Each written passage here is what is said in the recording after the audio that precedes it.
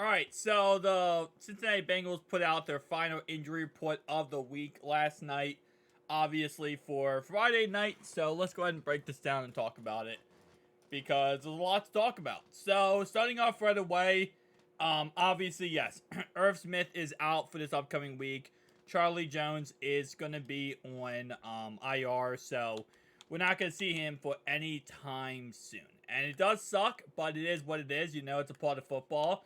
Injuries happen. We know that Chuck Sizzle was dealing with a shoulder injury throughout, training camp and preseason.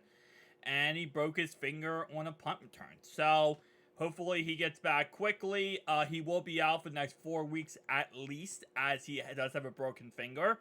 And he was on the IR. So the IR used to be 6 weeks, now it's 4 weeks, so we will not have him for the foreseeable future.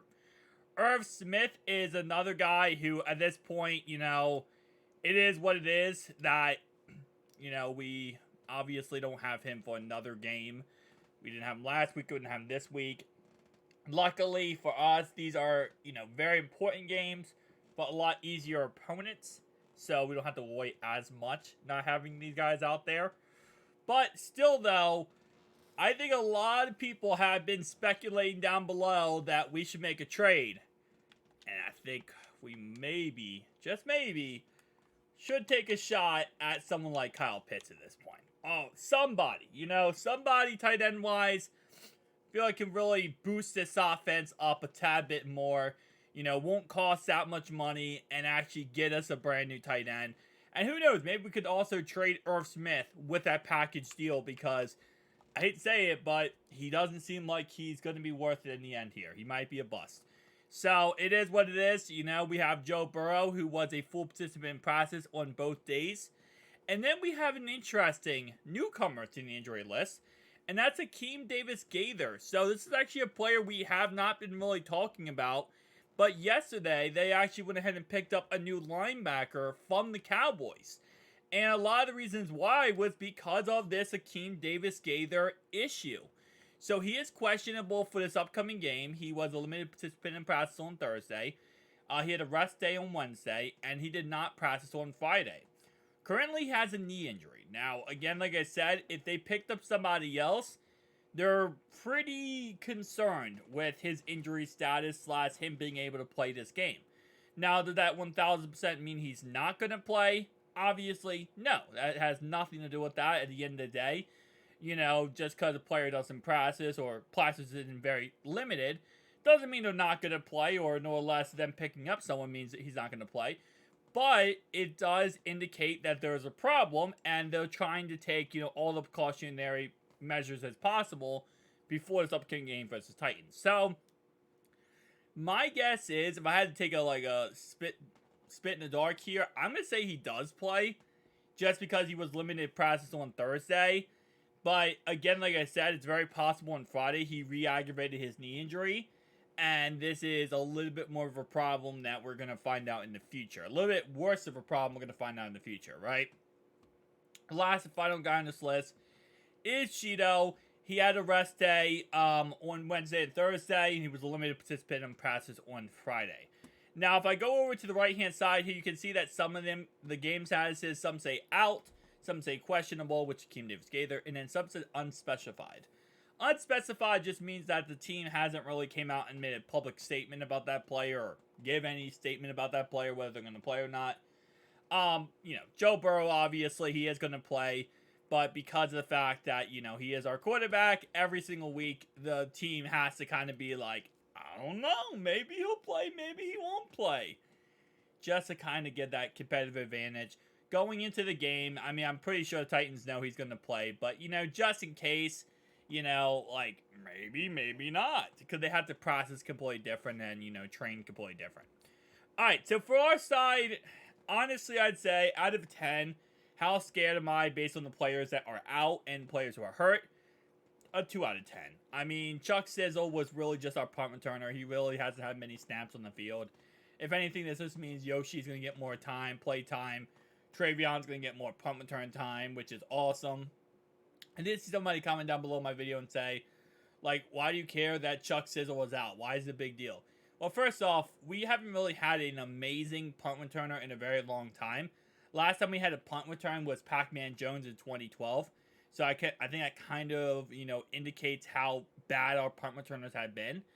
And you also got to keep in mind that, Chuck Sizzle, we cut Trent Taylor, we cut Stanley Morgan, we cut all these guys on special teams because Chuck Sizzle was supposed to be that guy. We used a 4th round draft pick on him, to, in sense, become that great punt returner. We also, used 4th round draft pick for him to be the eventual replacement here of, Tyler Boyd. So when he's out, in the preseason and, having injuries in the preseason with a shoulder, and then the regular season now, he's out for 4 weeks because of a broken finger. It's really not like a big deal as in like, oh, we can't win without him. We can. It's just that we drafted him and we expect him to be that what we want him to be, right? We didn't use a 4th round draft pick on him for nothing. We could have taken a tight end in that 4th round instead of him, right?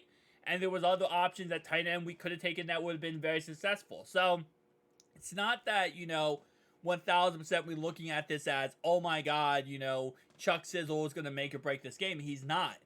But it's the potential of what he should be and what we expected him to be. And now he's not living up to it yet. Now, again, it's early. Keep in mind, though, he's going to be out to week 8. Week 8, week 9, even maybe farther than that. And that's a problem, right? You can't have your guy, he's going to miss half the season pretty much. It sucks. It really does suck. But anyway, though, for the Titans roster, they have a lot of players on this list here. So let's just go over the first out players, and that's going to be the linebacker, Luke Gifford, the corner, the strong safety, backup strong safety, Elijah Molden, who's out. It does say right here also Peter Sharonsky, which is actually a huge loss for them. That's one of their offensive linemen, which already they have a bad offensive line, so they're going to struggle a lot in this game with the offensive line.